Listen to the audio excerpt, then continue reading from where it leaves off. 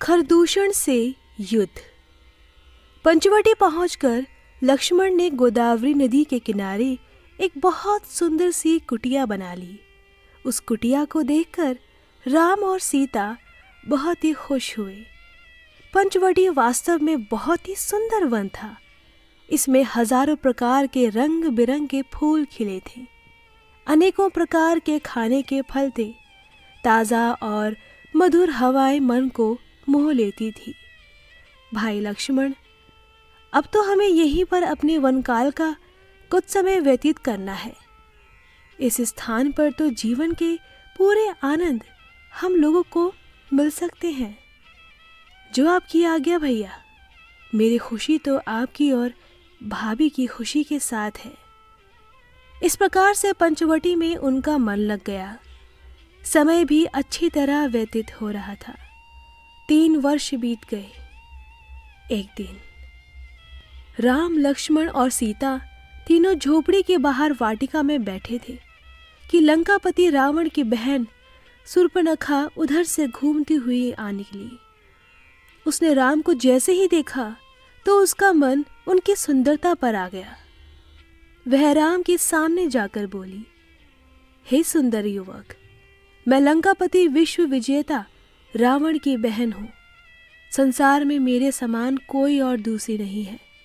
मेरी इच्छा है कि आप मुझसे शादी कर लें।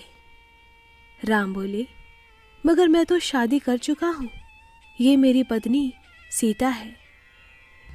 इसे छोड़ दो। यह भी कोई सुंदर है? यह तो कुरूप है। तभी तो तुम्हें लेकर जंगल में पड़ी है।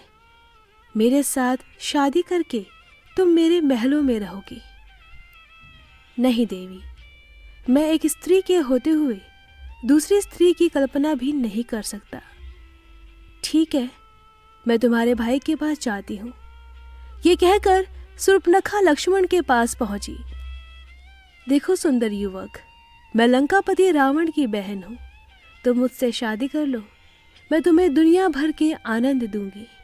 तुम रावण की बहन हो अथवा किसी और की, मुझे इससे कुछ लेना देना नहीं।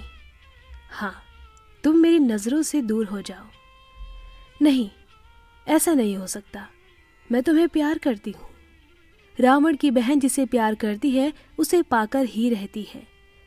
कहते हुए शूर्पणखा ने लक्ष्मण को अपनी बाहों में भरना चाहा। क्रोध में आकर लक्ष्मण ने उसकी नाक काट दी। रोती पीटती लहूलुहान हुई शूर्पणखा अपने भाइयों खर और दूषण के पास पहुंची।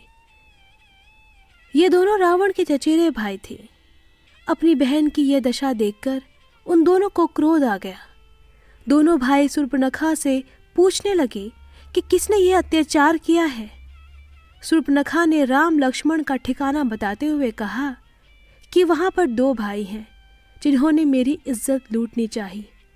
जब मैंने उन्हें ऐसा करने से रोका तो उन्होंने मेरी नाक काट डाली। खर दूषण जैसे भाइयों के होते उसके ये हिम्मत कैसे हुई कि वे मेरे देश में आकर मेरी बहन की नाक काटे। मैं अभी इनकी खबर लेता हूँ। उन्हें यह बताता हूँ कि हमारे पास कितनी शक्ति है। खर दूषण दोनों भाई अपनी सेना को लेकर राम और लक्ष्मण पर आक्रमण करने के लिए चल पड़े। राम ने राक्षसी सेना को अपनी ओर आते देखकर समझ लिया था कि ये लोग अवश्य उनसे युद्ध करने आ रहे हैं। इसीलिए उन्होंने सीता को पहाड़ी गुफा में छुपा दिया।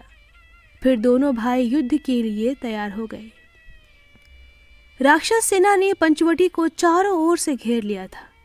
उन्होंने ये सोचा कि हम इन दोनों को पल भर में ही खत्म कर देंगे।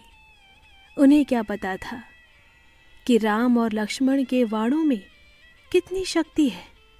दोनों ओर से भयंकर युद्ध होने लगा।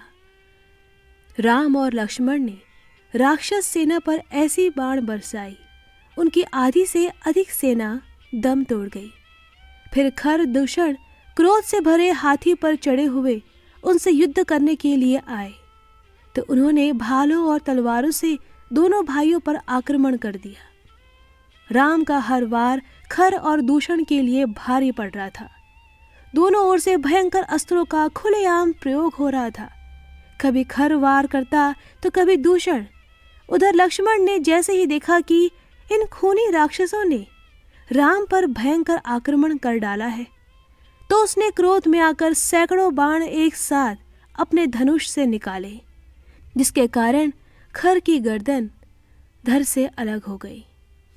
उधर राम ने दूषण की छाती पर बाण से वार किया तो उसकी जान भी निकल गई। इन दोनों को मरते देख राक्षस सेना भाग गई।